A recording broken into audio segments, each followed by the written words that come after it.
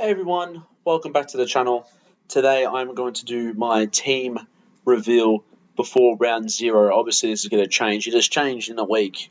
Obviously there's been some very interesting practice matches. The reviews will not be out for the fact that they're really good. I have DR waiting for him to see his team. I want to get some inspiration from them. But yeah, starting off, I'm sticking with Nick Dacos.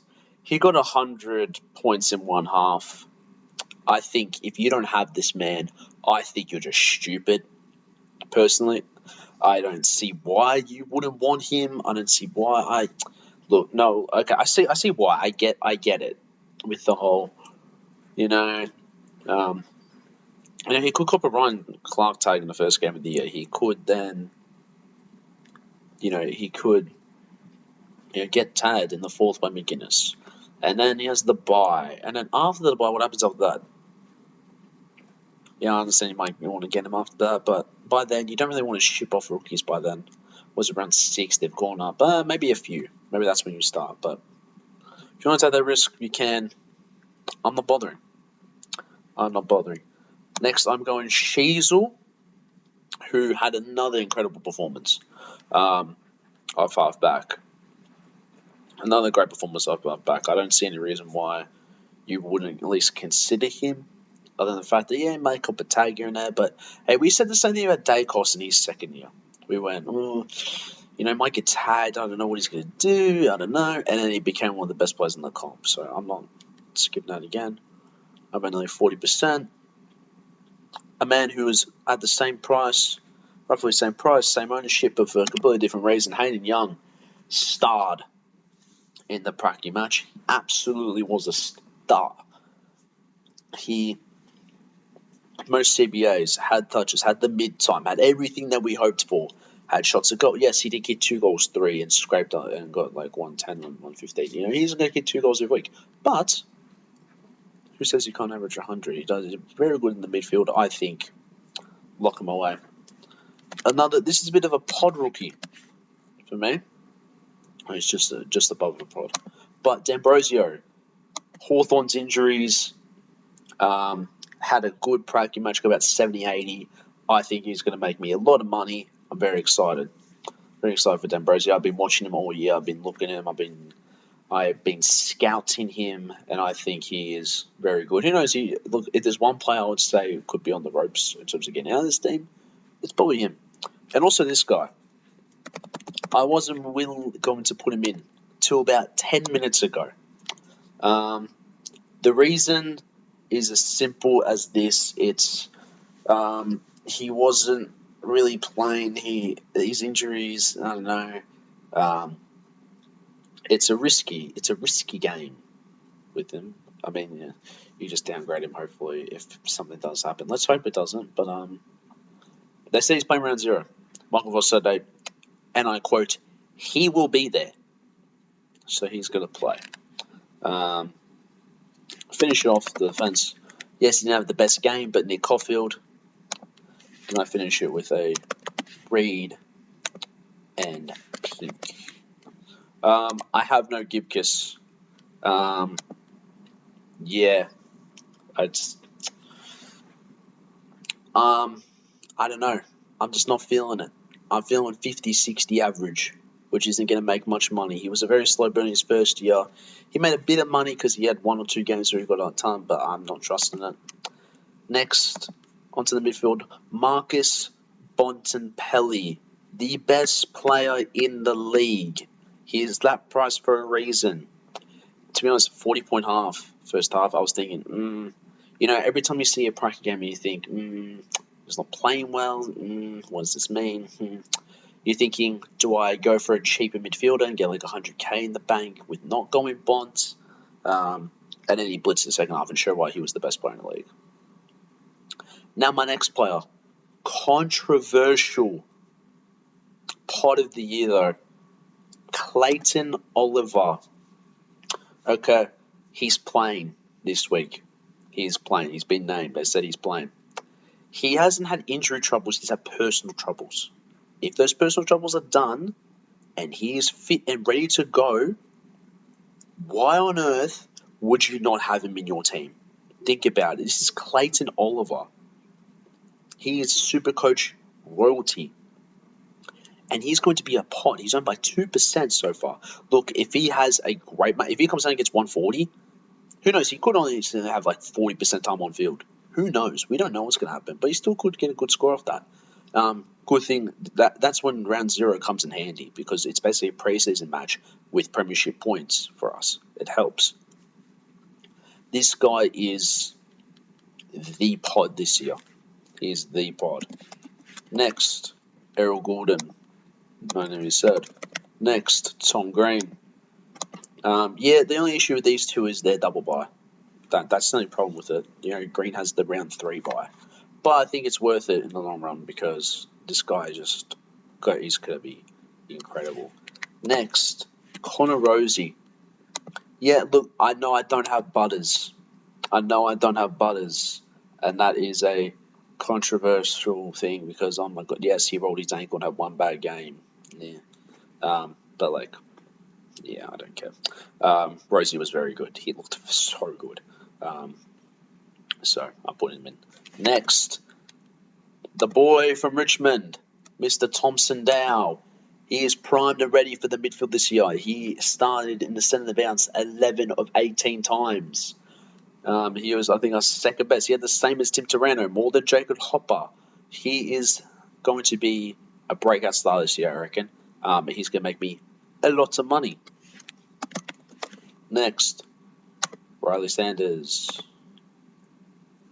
Speaks for himself, got 30 touches. He was brilliant. I'm not going to lie. I have forgotten. Oh, no. Okay, I have forgotten who was here. It was Charlie Lazaro. He didn't have the greatest man. I think he got 68. Yes, it's good, but it's not incredible either. But I think he has a role in that midfield. I think he's going to have a very good year. On the bench, of course, Jeremy Sharp had a shit game, but I'm willing to hold him. Jai Clark had a very good game. And last but not least, the man who had a very, very, very good game, Darcy Wilson. Almost could be a starter in the forward line if you really want to. Now, I've been tossing up rocks. Gorn is obviously in there. No issue there. But the Grundy pick scares me. He scares me because he looked shit. He was not good on the weekend. It was a disappointing start. He's got Gorn this week, so if he turns up against Gorn, then secures. I saw Marshall had a good game. I'm tempted by him, but I'm going to stick with Grundy because it allows me some extra money. Then I'm going to go Naismith on the bench. Nate Curvis is not playing this weekend, unfortunately, and he looks to be having some major muscle issues. He could be out for a while. I don't know. There's no timeline. It's a week-by-week basis. But I'm going to have Naismith, and that's a cover for Grundy 1 week as well. If he's starting ruckman, he's not going to come out and blitz, but he could get 60, 70, and because he's a ruckman, he can get 100 against, he's playing Wiz this weekend. Who knows what could happen? On to the forwards. I'm starting. He's not a pod, but I feel like in the higher-ups he won't be included. I'm going Toby Green. This guy is a star.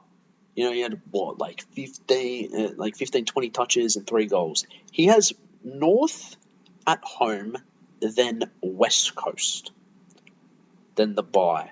If he goes big on both those games, and it goes on the bye, mate, he will reward me for taking that bye, following that bye. He will reward me. And I'm very excited. I think Toby Green could be, considering the forward options this year, I think he could be very good. Yes, he might be a bit inconsistent, but he's not your average top forward. He gets in there. He gets with it. Zach Fisher was brilliant. I'm still hesitant because at the end of the day, this is Zach Fisher. I know Zeeble had the same sort of thing, or difference was Zeeble was about 240, and plus Jack Zeeble was actually good with the ball. He proved he was a decent player at the time. He was towards the end of the year, so they put him a half back. Fisher is Zach Fisher. No offense to the guy, but he's not the best player.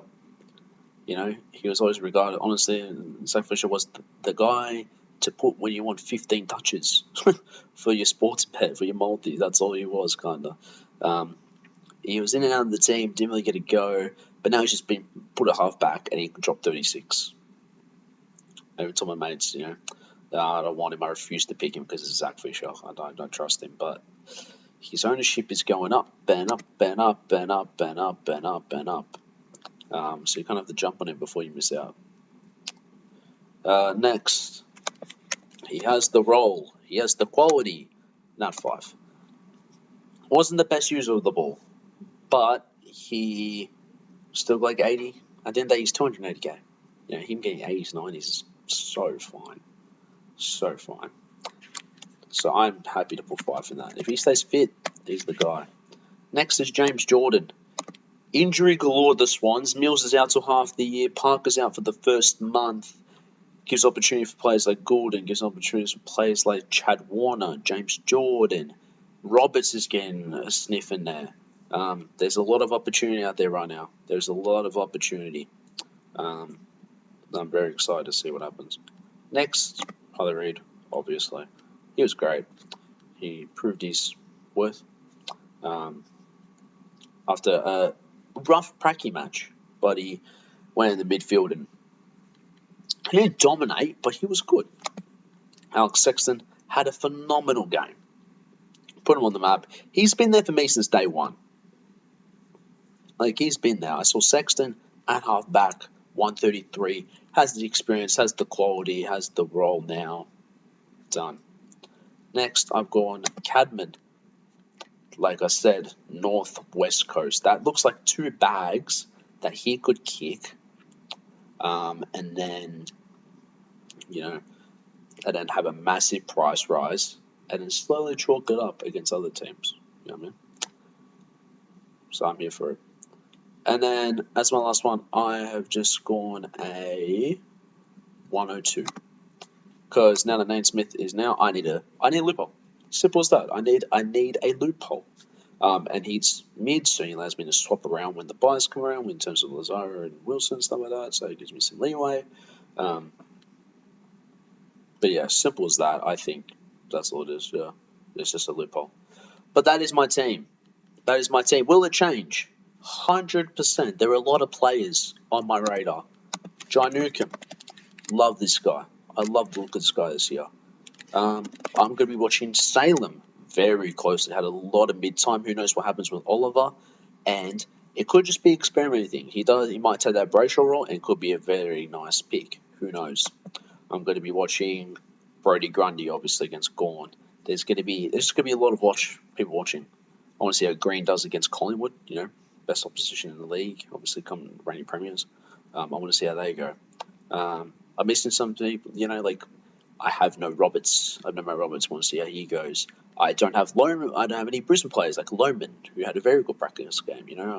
No Brisbane players. Kane Coleman's going to be a good watch as well. There's a lot to watch this week. But from a purely footy perspective, I'm so excited. Footy's back. Footy is back, and I'm so excited. And I can't wait. Anyway, thank you all so much for watching. Let me know what you think of my team in the comments. Please like, comment, subscribe, do all that. I'll see you guys all in the next one. Thank you for the support.